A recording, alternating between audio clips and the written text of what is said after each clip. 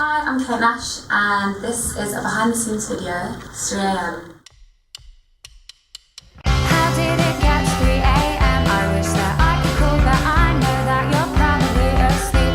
Do I really have to get used to being alone again? I wish that you were here, you must know that you are my best friend. Do we really have to dream? I'm perfectly happy here in reality. I'm wide awake, think about the things that I could do tomorrow, and I'm trapped 'cause it's dark outside and everybody else is fast asleep. Concept behind the shoot was like based on the idea of like being trapped in insomnia. The whole idea was I'm going to start again actually. I'm going to describe the concept first. So 3 a.m. is my new single, and it's about being trapped in kind of like a depressed insomnia, missing somebody, and the video reflects like that period of time, like of not being able to sleep and like dreaming of things in the past when really you should be moving into the future. The bedroom stuff is all kind of like zombified, like surrounding yourself with the past, and then the roller disco scene becomes like the dream sequence where you remember like firstly like how good things were, and then maybe like the reality of how things were.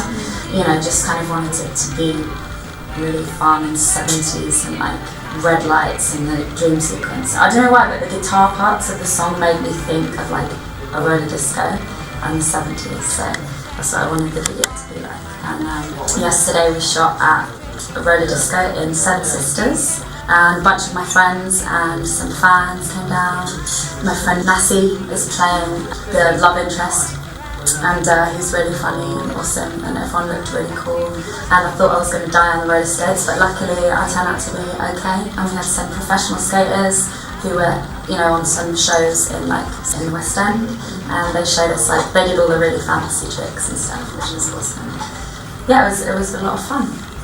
I think the reason I wanted to make it 70s is because I wanted to be able to like Joan Jett sometimes in that like red bodysuit and stuff, because I think, and also it's kind of a period that I've never covered properly. Like I've always do kind of like 60s, 50s.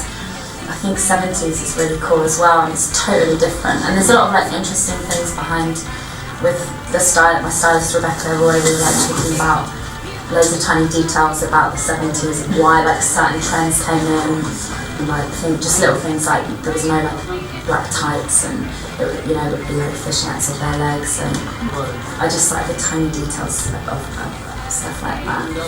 And yeah, I wanted to be able to dress like Joan Jett too, because it can look girly but also quite, you can like really daydreamy but also tough at the same time. I like that about the 70s. Well, all my fans are like so sweet and amazing, so they just came down and were really patient. We had some girls from like roller derby teams there who were like really badass. Yeah, they're just really enthusiastic and up for trying anything, so I really love them for that. And it's just kind of a fun atmosphere. All the crew have been working really hard. Everyone's kind of just doing, I'm very grateful because everyone's like pulling together all the resources that we have to just make everything work, and I think it's going to be awesome. Well, the Pavilion Hotel where we're shooting the bedroom scene is really amazing and kind of weird and has loads of cool stuff everywhere.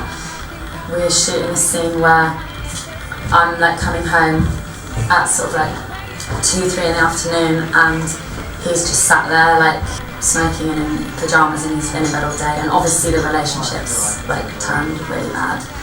It's kind of like that, it's like representing those, like all the bad stuff happens represents those moments where like things like that used to be like, that used to like not bother you, or you know, when you're like with somebody and there's like sweet things, and then sometimes they can turn really bad, or you just like, I guess, get sick of like certain behaviours, or like relationships just go wrong for like many reasons. So in this scene he's like talking to the teddy bear, which is really funny, and then I come in and he like ignores me, and then we have a fight, and I'm like, what are you doing with your life? And he's like, get away from me, I hate you, it's none of your business. And I'm like, whatever, man.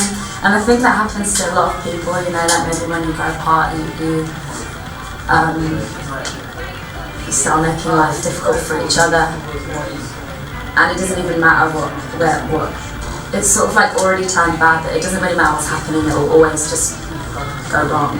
You know, like the scene in the roller disco where the little ice, the cream on the nose. It's like that used to be a fun thing that they used to do, and then he gets really mad at her for doing it, and it's like, it doesn't matter what she or he would have done, they would have just pissed each other off anyway, because it's just like they should have accepted it was over.